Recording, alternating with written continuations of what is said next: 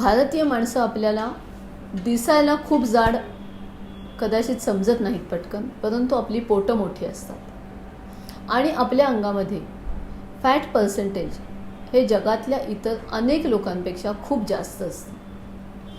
म्हणजे उदाहरण द्यायचं झालं तर ज्या व्यक्तीचा बॉडी मास इंडेक्स 30 आहे आणि तो युरोपियन माणूस आहे, त्याच्या अंगामध्ये कदाचित फॅट पर्सेंटेज हे 10 ते 16% असेल, जे नॉर्मल आहे. पण जो भारतीय माणूस आहे त्याच पद्धतीचा, त्याच वजनाचा आणि त्याच्यामध्ये आपण फॅट पर्सेंटेज मोजलं तर ते आम्हाला 30%हून जास्त आढळतं.